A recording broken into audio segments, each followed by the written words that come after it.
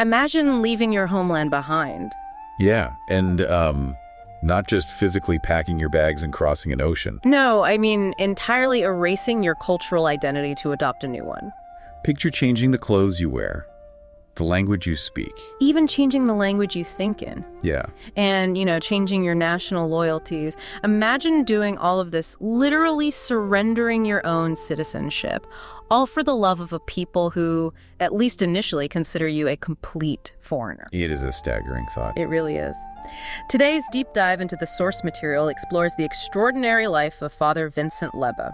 He was a European missionary who arrived in China in 1901, and he stunned his contemporary. Oh, he shocked them. He declared he was Chinese with all his heart and soul. Yeah, one of his defining mottos, which we'll see lived out in dramatic fashion today, was, for China I will live, and for China I will die. It's an incredibly profound historical narrative we're looking at today. It really is.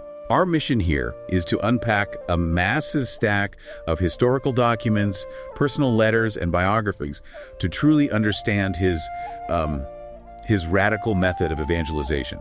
We're going to explore his deep esteem for Chinese culture, his demanding spirituality of true love, constant joy, and total sacrifice. Yeah, and his insistence on focusing on the spirit of the gospel rather than long, dense treatises. And as you're listening, you're going to see how one man's refusal to accept the colonial status quo essentially laid the groundwork for the modern global church. It's Hughes' legacy. We've got a lot of ground to cover, but to understand the sheer force of his conviction, we really have to start with the spark that set this entire journey in motion. Yeah, we have to look at his early life. So let's rewind. He was born Frederick Lebbe in 1877 in Belgium, growing up in a family that had an incredibly strong sense of justice. He really did.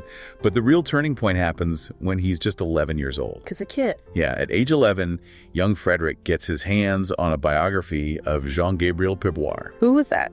So Purboire was a Vincentian missionary who was martyred in China in 1840. Oh, wow. And for an 11-year-old boy reading about a martyr giving his life in a distant land, it wasn't just a passing fascination. It wasn't a fun adventure story. It hit him deeper than that. It struck him to his absolute core. He made an immediate decision that he wanted to follow that exact path. That is wild. He even told his mother point blank that he was going to be a Lazarist, go to China and be martyred. Just laid it all out at 11. Yeah. And when he was confirmed, he took the name Vincent out of admiration for St. Vincent de Paul, who founded the Lazarus, and he used that name for the rest of his life. The single-mindedness of that childhood vow is staggering to me. I mean, most 11-year-olds want to be astronauts or professional athletes, and they change their minds 3 times before high school. Sure. But Lebbe holds on to the specific, highly dangerous dream. So in 1895, he enters the Lazarus Seminary in Paris. And just to clarify for you listening, the Lazarists, or Vincentians, they are an order basically famous for their dedication to serving the absolute poorest of the poor and marginalized. Right, so he's throwing himself into his studies with this fiery enthusiasm, prepping for a life of intense service. But then his own body betrays him. Yeah, his zeal was immense, but his physical constitution was incredibly fragile. He begins to suffer from terrible health issues. Like what kind of issues? We're talking about severe, crippling bouts of headaches and an eye illness that is so debilitating he's sometimes completely unable to read. Oh, man. That's a problem if you're a student. A huge problem. By the time he's sent to Rome to further his theological studies, the situation looks grim. His superiors look at this brilliant, passionate, but physically failing young man, and they make a very practical administrative decision. Which was? They tell him he's simply unfit for the harsh, grueling conditions of the missions. They slate him to become a professor in a seminary in Europe. Let me stop you there because I want to pause on the psychology of that moment. Yeah. Imagine having a lifelong dream. A dream you've nurtured since you were a child. A dream that dictated your education, your career path, your entire sense of purpose. Everything you've worked for. Yeah. And then a figure of authority sits you down and tells you it's over. It's never going to happen. It's devastating. The natural human reaction would be bitter rebellion, or at least a deep, crushing depression, You'd expect him to fight back or completely fall apart. But Lebbe's response in his writings is entirely different. What does he do? He just accepts it. He writes a letter reflecting on this massive disappointment, stating that he must be clinging to nothing except God. Nothing except God. Wow. That phrase is the key to understanding his entire spiritual architecture. It was an act of surrender. Meaning he wasn't just giving up. No. Lebbe believed that if his desire to go to China was truly God's will, it would happen without him having to forcefully manipulate the situation or rebel against his superiors. I see. He viewed this crushing setback not as a defeat, but as a necessary purification of his own ego. He felt he had to completely let go of his own attachment to his grand plan so that it could truly become God's work rather than his own ambition. That takes a lot of maturity. It really does. And the irony is that this act of complete surrender actually cleared the path for his dream to materialize just 5 months later. The timing is unbelievable. 5 months after he's told to abandon his dream, Bishop Alphonse Favier visits Rome.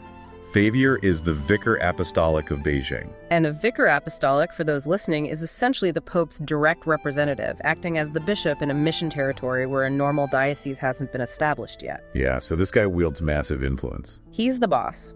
And he's in Rome to report on the tragic events of the Boxer Rebellion. Lebbe, despite his poor health, manages to get an audience with the bishop and just pours out his desire to be a missionary in China. And Bishop Favier was a highly seasoned missionary. When he met this ailing seminarian, he was deeply moved by Lebbe's fiery enthusiasm. He saw something in him. He did. Favier had enough ecclesiastical weight to convince the authorities in Paris to reverse their decision on the spot and allow Lebbe to accompany him back to Beijing. Wow, just like that. Just like that. It's a testament to the sheer, undeniable force of Lebbe's personality and conviction. So, in early 1901, Vincent Lebbe boards a ship and sails for China. He finally sails for China. The sources note he's animated by this romanticized desire to make the people love France and European culture as much as they love God. That was the standard mindset back then. But the moment he steps off the boat and actually sees the reality of the European presence in China, that entire romanticized vision completely shatters. It was a rude awakening. The China he stepped into was deeply traumatized. From the Boxer Rebellion, right? Yeah, the Boxer Rebellion, which was a violent anti-foreign and anti-Christian uprising, had just been put down by an 8-nation alliance of foreign powers. Okay. And the retaliation by those European armies was brutal. Lebbe was expecting to join a noble civilizing mission. But that's not what he found. Not at all. Instead, he walks into cities and towns and witnesses horrific condescension, looting, and violence that European powers and even some missionaries exhibited toward the Chinese people. Oh, man. Shortly after arriving, he writes a letter home expressing his sheer horror.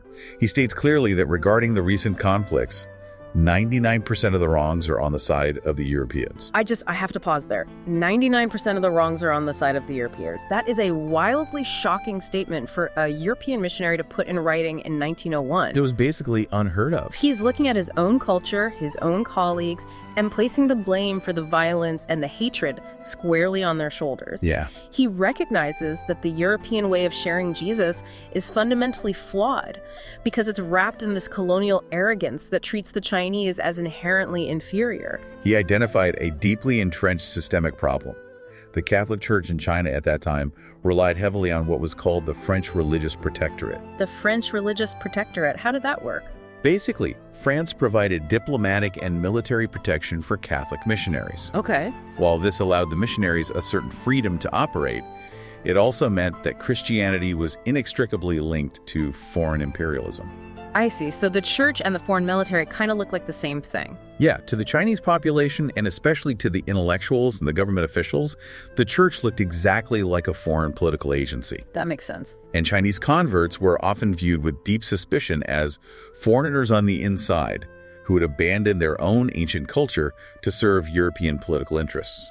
Lebbe sees this dynamic and realizes he has to do something radically different. He couldn't just play along. No. He looks at the Apostle Paul's teaching to become all things to all men, but for Lebbe, this wasn't some spiritual metaphor. He decides to literally become Chinese. Literally. Let's talk about the physical transformation first, because the visual is striking. The physical transformation was immediate and designed to be highly visible. First, he took the Chinese name Lei Mingyuan. Lei Mingyuan. Yeah, which translates beautifully to the thunder rolling in the distance. That's an amazing name. It is. Then, he shed the traditional Western-style cassock that the European missionaries wore. Because that was a symbol of being foreign? Yeah, that cassock served as a constant, walking visual marker of their foreign privileged status.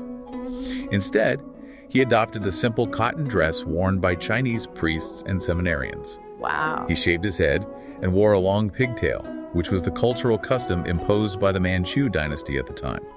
He completely integrated his physical appearance with the local population. He also completely changed how he physically moved through the world. How do you mean? Well, the documents mention that most European missionaries traveled by horseback, or they were carried in sedan chairs, or they took rickshaws. Oh, I see. It was a literal physical elevation above the common people in the streets. Lebbe refused all of that. He opted to walk, or he rode a bicycle. He wanted to remain exactly at eye level with the people he was serving. That's a powerful statement. It really is, but I have to push back here for a second, just playing devil's advocate. If I'm looking at this critically, was this just a clever tactic? Like a strategy. Yeah, like a marketing gimmick to win converts, you know? Like a politician eating local street food just to get a photo op? Or did he genuinely believe that European civilization wasn't the superior mode for humanity? The historical sources make it abundantly clear that this was not a superficial tactic. Okay. Lebbe fundamentally decoupled the gospel from European culture. He believed that imposing European cultural values was an active hindrance to sharing Jesus with the Chinese people. An active hindrance, so it was actually getting in the way. Yeah. He argued passionately that traditional Chinese ethics, specifically systems like Confucianism, were just as adaptable to Catholicism as Aristotle's philosophy had been in Europe centuries earlier. Oh, that's a fascinating comparison. In his view, Chinese culture was not some pagan obstacle to be destroyed or replaced. It was a profound, highly developed vehicle for the gospel to take root in a totally new way. Wow. He wrote, "I am Chinese with all my heart, with all my soul, and with all my strength. China is my lot and my country, and the Chinese are my brothers." He's basically saying that you don't have to become French or Belgian to be a good Christian. You can be fully, authentically Chinese and follow Christ. Yeah. And to back that up, his intellectual immersion was incredible. He didn't just learn basic conversational Mandarin to get by in the markets. No, he went deep. He mastered the spoken language, he dedicated significant time to studying the Chinese classics, and he learned to write beautifully with a paintbrush. His mastery of calligraphy was highly respected by Chinese scholars. Really? Yeah. Chinese is a complex tonal language, and the written characters carry deep historical and cultural weight. By doing the hard, disciplined work of mastering its highest intellectual forms, he was demonstrating a profound respect for the culture. That makes a lot of sense. This wasn't about pandering. It was about entering into the Chinese intellectual tradition and engaging with it as a peer. This deep, genuine respect for the culture birthed a completely unprecedented strategy when his ministry shifted. Yeah, things change when he moves. He moves from rural villages into the massive city of Tianjin, and rural methods just don't scale in a major urban center. Tianjin was a major port city, a bustling hub of intellectual, commercial, and political activity. When Lebbe was appointed dean of the Tianjin district around 1906, he realized that the traditional rural methods of evangelization were totally inadequate. Because visiting small villages and speaking to small, isolated groups wouldn't work there. Yeah, it wouldn't work in a rapidly modernizing urban center. He recognized that the church had to stop hiding in its enclaves and engage the public sphere directly. He had to go big. He needed to reach the intellectuals, the merchants, the students, and the civic leaders on their own turf. So he introduces what becomes known as the Tianjin method, and I love the mechanics of this. He opens public lecture halls. Lecture halls. Yeah, but this isn't just opening the doors of a single church building on a Sunday and hoping people wander in. He rents and builds a total of 8 public halls right in the bustling heart of the city. 8 of them. Wow. Every evening, he, along with Chinese priests and highly educated lay people, gives lectures to thousands of attendees. And they aren't just preaching standard religious doctrine or reading from a catechism. What are they talking about?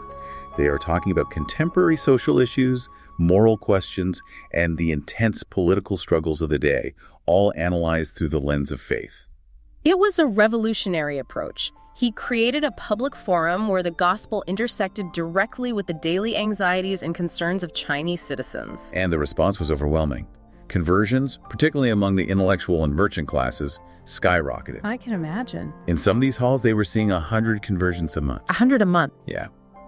Lebbe's reputation grew so much that he was frequently invited to speak in the largest non-Catholic public halls in the city, addressing crowds of several thousand people, including high-ranking municipal officials.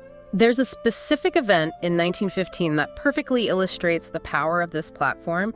Japan had handed China the 21 demands. Right, the 21 demands. For context, for those listening, this was a set of aggressive political and economic demands that would have effectively turned China into a vassal state of Japan. It was a terrifying moment for the country. The Chinese public was outraged and terrified. During this period of intense national crisis, Lebbe delivers a lecture titled Save the Country. He didn't shy away from politics. No, he brilliantly merges the concept of Chinese patriotism and national survival with the Christian teaching about salvation. It resonates so deeply with the crowd that 30,000 copies of his lecture are printed and sold on the streets of Tianjin. 30,000 copies.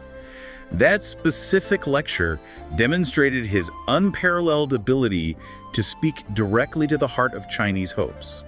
He was proving in real time on a massive scale that one could be a devout Catholic and a fierce Chinese patriot simultaneously.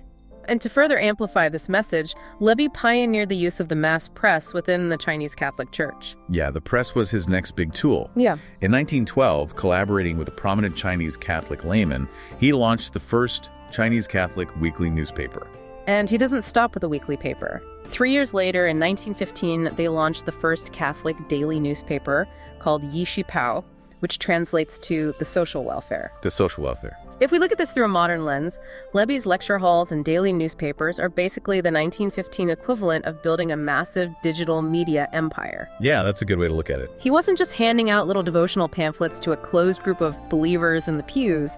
He was building a robust media infrastructure to shape the national conversation.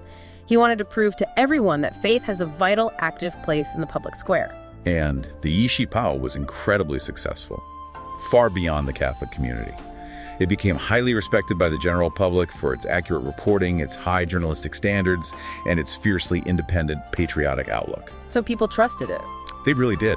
It rapidly became the most widely read daily newspaper in northern China. Lebbe used the paper to champion the idea that Chinese Christians were loyal citizens, not agents of foreign powers. He's fighting against that old stereotype. Yeah, he even advocated for a significant change in terminology. He preferred the term gongzhou, which means public or universal teaching, over the standard term qiansuzhou. What was wrong with qiansuzhou? The latter term had been written into the unequal treaties imposed by European powers after various wars, and Lebbe felt it was fundamentally tainted by its association with imperialism. So he's fighting a massive war of perception on two fronts. On one side, he's showing the Chinese public that Catholicism is a universal truth that belongs to them, not a European import. But on the other side, by empowering the Chinese people and supporting their national pride, he is increasingly coming into direct conflict with the European powers and his own ecclesiastical superiors. Because they rely on the colonial system to maintain their control and privileged status. It was only a matter of time before these two forces collided, and in 1916, they finally did over a single piece of land. The Loxikai Affair. Let's talk about the Loxikai Affair. This is where the theoretical conflict becomes a stark reality. We need to look closer at the mechanics of the French religious protectorate. Okay, remind us how that works. Since the mid-19th century, treaties had granted France the right to protect all Catholic missions in China, regardless of the actual nationality of the missionaries. So even if you're Belgian, like Lebbe, the French are protecting you. Yeah. In practice, this meant that if a mission was attacked, or if there was a property dispute, the French consul would intervene, often using the threat of military gunboats. Oh, wow. Gunboat diplomacy. Exactly. Many missionaries willingly relied on this power to expand their influence and acquire property. However, this system inherently exalted European authority over Chinese sovereignty, treating the local government as subordinate. And the situation erupts in Tianjin. The French bishop of Tianjin had built a new cathedral on a piece of land in an area called Loxikai. Right. This area was adjacent to the French concession, the area of the city controlled by France, but it was legally Chinese territory. That's the key. It was Chinese territory. The French consul decides he wants to expand the concession. He attempts to annex the Loxikai district, taking the land by force and attempting to levy taxes on the local Chinese shops and residents. Just brazenly taking it over. And the consul does this with the quiet collusion of the European church authorities. The Chinese reaction was immediate, massive, and vehement. The local government, the merchant guilds, and the general public organized massive protests and boycotts against this blatant land grab. Lebbe found himself in an agonizing moral position. The Chinese Christians were coming to him, deeply confused and hurt, asking what they should do and whether the church supported the French consul's imperialist actions. That puts him in such a tough spot. It does. Lebbe's bishop, heavily pressured by the French consul, issued a strict directive ordering all clergy and the Catholic press to maintain absolute neutrality. They were expressly forbidden to comment on the affair. This is the impossible choice. Obey your boss and stay silent while your people are robbed, or speak the truth and face the wrath of the empire. Yeah, what do you do? Lebbe cannot remain neutral when he sees a clear objective injustice. He prioritizes justice and his solidarity with the Chinese people over the orders of his European superiors. Yeah, to speak out. His newspaper, the Yushi Pao, publishes an open letter asking the French consul to abandon the annexation. Lebbe then takes a drastic, highly personal step. What do you do? He writes a direct letter to the French legation in Beijing, begging the French minister to stop the annexation for the sake of the honor of France and the integrity of the church. That is a bold move. The response from the French minister was explosive. He sent a furious note to Lebbe's bishop, calling Lebbe's letter insolent and near traitorous. Near traitorous. Yeah. The minister demanded that Lebbe is severely disciplined. Because Lebbe refused to obey the order to remain silent, because he flat out refused to call good and evil anything other than what they objectively were, his superiors punished him. They came down hard on him. He was forcibly removed from his position in Tianjin, stripped of his influence in the city where he had built his media empire and his lecture halls, and sent into exile. They sent him 900 miles away to a region in southern China where he doesn't even speak the local dialect. Think about the tragedy of that. In Tianjin, he was a highly respected public figure, a voice for thousands. Yeah, he was deeply connected. In this new exile, he's a complete stranger, unable to even communicate with the people walking past him on the street. He's being punished for the exact thing he set out to do: treat the Chinese as equals and stand up against colonial injustice. The isolation was intense and deeply painful. Yet Lebbe did not abandon the church, nor did he abandon his mission. He stayed loyal. He did. He possessed a robust theological framework that allowed him to view this suffering as a necessary step. He believed that exposing the deeply rooted injustice of colonial evangelization would require a heavy price to be paid, and he was willing to pay it in his own flesh. Wow. Furthermore, this physical exile from his beloved Tianjin eventually led to his superiors making another administrative move. They sent him back to Europe in 1920 to get him out of China entirely. Which on paper seems like the ultimate defeat. They are removing him from the chessboard, but this exile inadvertently gives him access to the highest levels of the church in Europe. It opened new doors. It allows him to fight for the Chinese people on a global, systemic scale. From 1920 to 1927, he is in Europe, and he begins the fight for a native episcopacy. Meaning the fight to get Chinese bishops ordained. Exactly. When Lebbe arrives in Europe, he immediately turns his attention to the thousands of Chinese students who were studying in France, Belgium, and elsewhere. He provides them with housing, helps them with their tuition, and forms Catholic associations to support them. He's still pastoring them, even in Europe. Yeah. He realized that these students would eventually return to China as the intellectual and political elite, and he wanted to ensure they had a supportive community. But his ultimate driving goal was structural change within the global church. He wants to tear down the very system that exiled him. He partners up with his old friend from the seminary, Antoine Cotta, who had also experienced these intense colonial tensions in China. So they team up. Together, they begin writing extensive, highly detailed memorandums to Rome. They are pleading with the highest authorities in the Vatican to end what they called the spiritual colony status of the Chinese church. Spiritual colony. That's a strong phrase. It's like a modern corporation that relies on local branch workers to do all the heavy lifting, but refuses to ever promote them to management, keeping them eternally as interns. Lebbe was saying this has to end. Lebbe's argument in these memorandums was not merely a political grievance about fairness. It was a deeply theological argument about the nature of the church. Oh, so? He stated that the fundamental purpose of the church's mission in any country is to raise up local saints. Okay. If the goal is to cultivate Chinese saints who can exhibit the full range of Christian virtues, including leadership, governance, and pastoral care, it makes zero theological sense to keep foreigners in all the positions of authority. That is a very logical point. He argued that denying Chinese priests the opportunity to become bishops was a profound failure to trust in the power of the gospel to actually take root in local soil. He points out the terrible irony of the situation. The European missionaries were demanding that Chinese converts essentially become European in their political loyalties, while simultaneously telling the Chinese priests that they were intellectually and spiritually incapable of leading their own people. It was a double standard. A huge double standard. Lebbe argued that if God uses human cooperation to build the church, then the Pope must appoint Chinese bishops so that the Chinese church can truly mature. He lobbies relentlessly for this. He doesn't stop. He speaks at conferences, he meets with cardinals, he pushes the issue at every single opportunity. His relentless advocacy, supported by the meticulous, heavily researched memorandums he and Cotta produced, finally caught the attention of the Vatican. It worked. It did. Pope Benedict XVI read the reports and was deeply moved by the clarity of their arguments. In 1919, the Pope issued a monumental apostolic letter called Maximum Illud. Maximum Illud. Yeah. This document was a seismic shift in global missionary policy.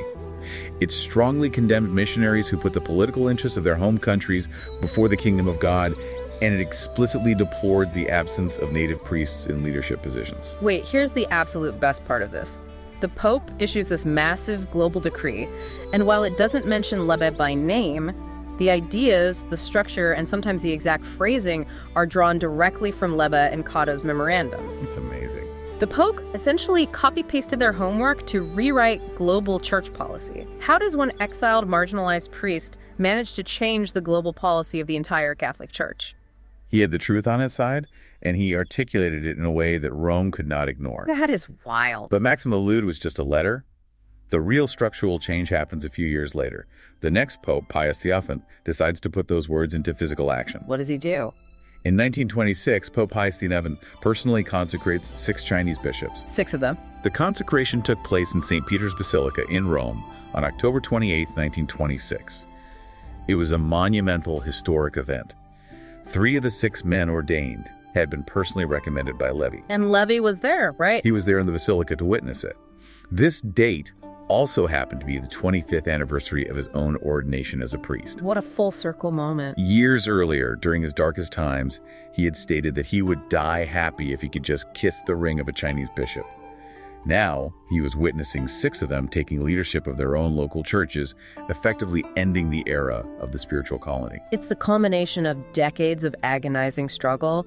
He successfully decoupled the Chinese church from European control. A massive achievement. Which brings us to a really important question. How did he survive all of this? How did he survive the physical illnesses, the bitter opposition from his own colleagues, the isolation of exile, and the geopolitical turmoil without becoming a cynical, broken man? You have to look at his interior life for that. We have to look at his intensely demanding spiritual program, which was the bedrock of everything he did. Lebbe's spirituality was remarkably focused and surprisingly simple in its structure. He famously avoided using long, dense treatises of ascetic theology when training his novices or advising his followers. So no big, heavy textbooks. None. Instead, he would simply hand them a copy of the New Testament. He focused their attention almost entirely on the Sermon on the Mount and the Beatitudes. That's interesting. He believed that the core of the spiritual life, the raw spirit of the gospel, was already laid out perfectly in those texts. He distills his spiritual program into 3 fundamental pillars: complete renunciation, true charity, and constant joy.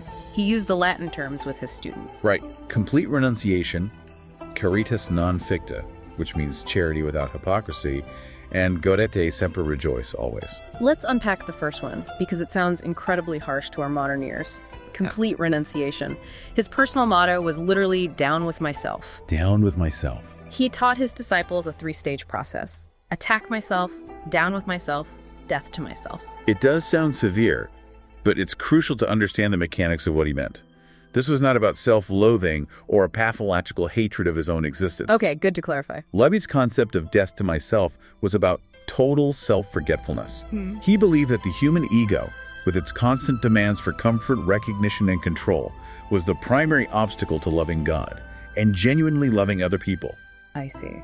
By constantly attacking his own selfish impulses, he was trying to make vast amounts of room within his own heart for others. He applied this discipline to his daily life in very practical, sometimes startling ways. The sources describe his time back in China later in life, training novices in the incredibly harsh winters of the north. What did he do?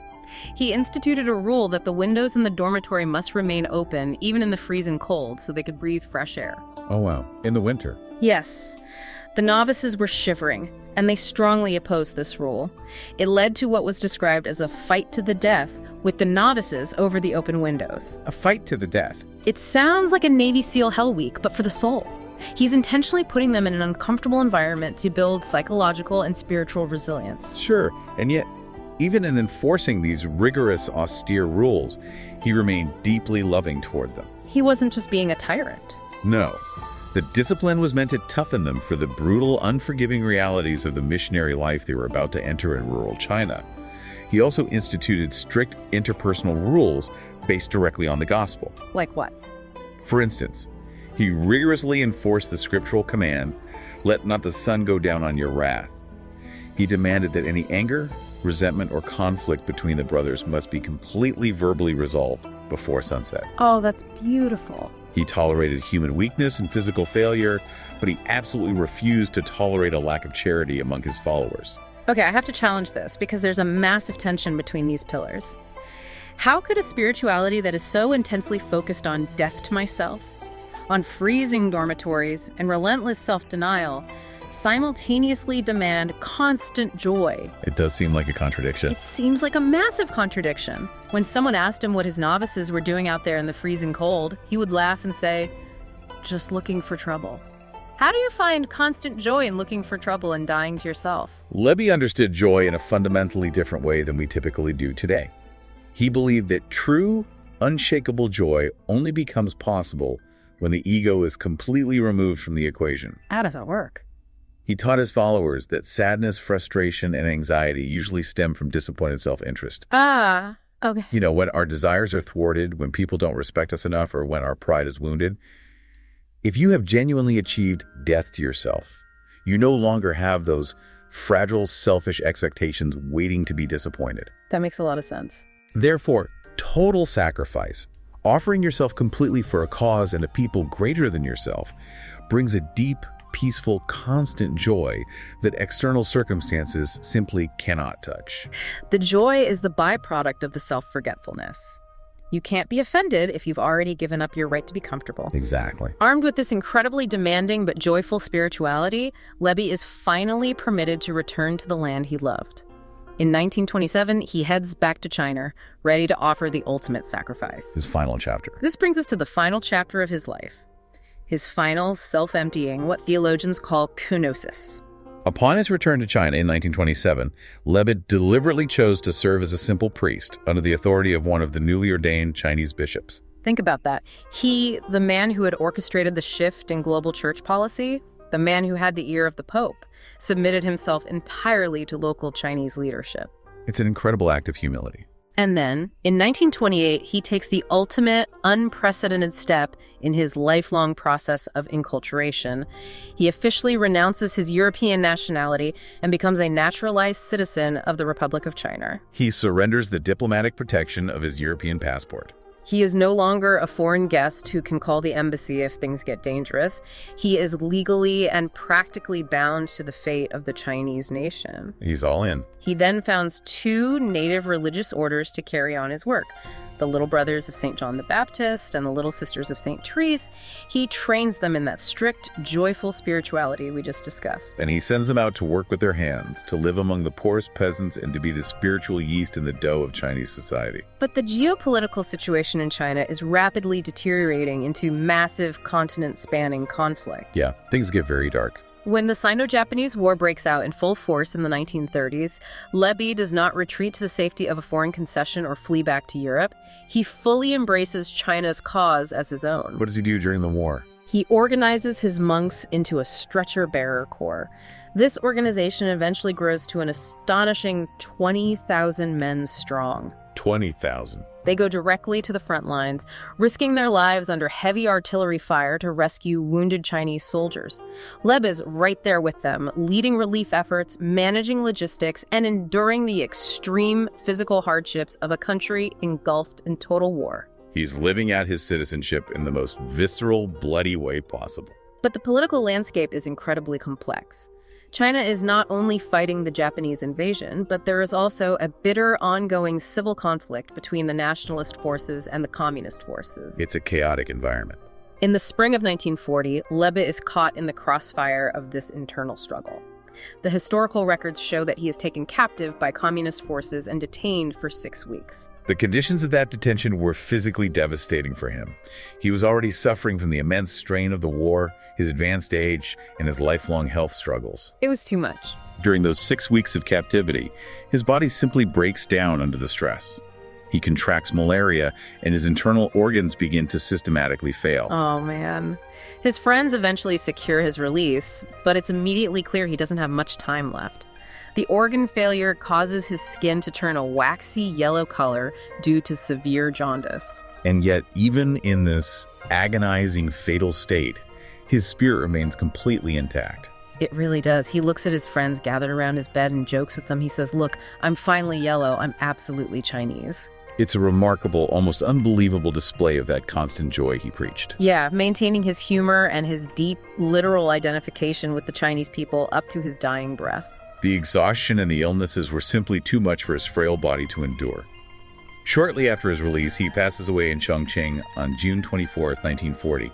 He died surrounded by his Chinese friends, his disciples, the people he had given his entire life to serve. When you look back at that vow he made when he was 11 years old, telling his mother he was going to go to China and die a martyr's death, you realize that it was completely fulfilled. It really was. It just wasn't fulfilled by a quick, dramatic execution in a town square. Bishop Fulton Sheen later described him as a dry martyr. His martyrdom was a grueling 40-year process of physical exhaustion, political exile, bitter misunderstandings from his own colleagues, and a total unrelenting giving of himself to the people of China. As we wrap up this deep dive into his life and writings, there's a fascinating paradox embedded in the sources that we need to acknowledge. What's that? Lebbe's relentless driving mission was to completely localize the Catholic Church in China. He fought tooth and nail to sever it from Western imperialism. He stripped himself of every vestige of his European identity, and he sought to become specifically intensely Chinese in every aspect of his life. Yeah. Yet by diving so deeply and respectfully into the local culture, he actually rescued the universal nature of the church. That is a great point. By proving that the gospel did not need to wear European clothes to survive and thrive, he became a direct precursor to the massive global shifts that would occur at the Vatican II Council decades later. In his uncompromising quest to be perfectly Chinese, he unlocked a blueprint for the entire world. To conclude this examination of the source material, I want to leave you with a striking, factual testament to the enduring nature of his legacy. It is a beautiful detail. If you travel today to Taiwan, you can visit a massive architectural complex known as the Martyr Shrine. It serves as a vast pantheon built to honor the heroes who sacrificed their lives during the Sino-Japanese War. Yes. The central altar of this shrine is lined with thousands upon thousands of traditional wooden tablets, each meticulously inscribed with the name of a hero who bled for the nation of China. If you examine those thousands of tablets, you will find only one dedicated to a man of European descent. Only one. The inscription on that single tablet reads, "Lei Mingwan, the thunder rumbling from the distance." It stands as a profound physical recognition of a life that was given entirely, without reservation, to a single people. Thank you for joining us on this deep dive into the historical records of Lei Mingwan. Until next time.